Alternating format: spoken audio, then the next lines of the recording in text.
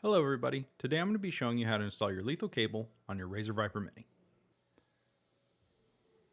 Now I'm going to walk you through the step-by-step process to install your lethal cable. However, please note that some steps have been omitted on my end to ensure a quick and concise video. For step 1, flip over your mouse.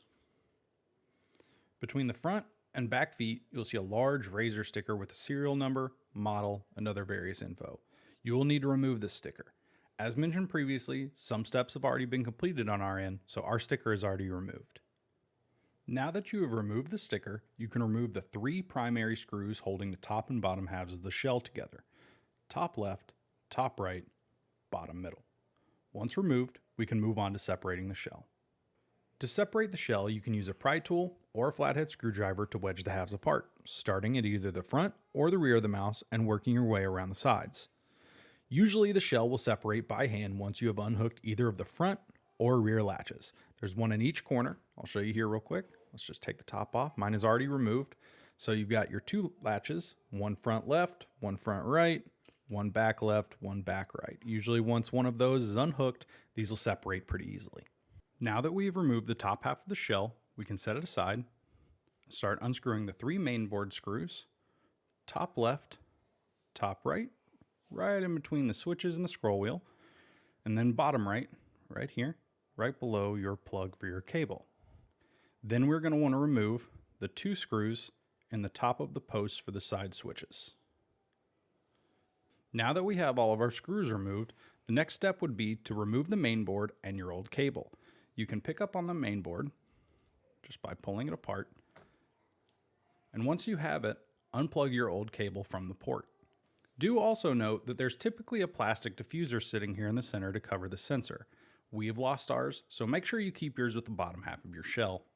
For this next step, we will be installing the cable grommet into the bottom half of the shell and running the cable through the cable channel. To ensure your grommet is in the correct orientation, ensure the multicolored wires are coming out of the grommet facing the right side towards the cable channel. Now to install the lethal cable in the bottom half of the shell. Take your grommet in the correct orientation and insert it so that the neck of the cable is sitting right on this circular channel here. The large connector or adapter here, which flows the cables out of the right side, will sit just below that circular channel in this empty spot. So we're going to set it there, give it a little bit of downward pressure, just to ensure it sticks, and we're all set. Next, I'm going to ensure that the wires are running through the cable channel. So I'm going to lightly lay them in there, and then afterwards, I'll use my screwdriver to help me get them all the way in.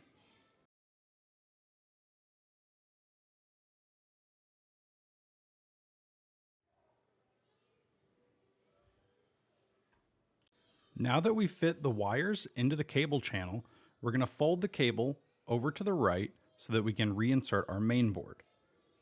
To do so, simply take your main board. You'll have 2 small holes here that'll line up with these studs. Those are under those side switches. And it just goes right on there. Now you might have noticed that the main board has a little tiny notch in the side. Right there where the cable's coming out, you can see there's a little notch in the side, and that is to bring that cable from the bottom side of the main board to the top. Once we have everything secure, we'll go ahead and reinsert and resecure those screws from the 2 top posts on the switches, as well as the top left, top right, and bottom right. Now that your screws are resecured, all you have to do is take your cable and plug it into the connector. Now that all of your mainboard and switch screws are reinserted and secured, it's time to reattach the top half of the shell. To do so, ensure that the neck of the adapter lines up with the circular channel on the top half of the shell, just as we did with the bottom. Once lined up, apply gentle force to snap the 2 halves of the shell back together. Now that you've reattached the top and bottom half of the shells, time to flip over your mouse and reinsert those 3 primary screws again. top left, top right, middle bottom.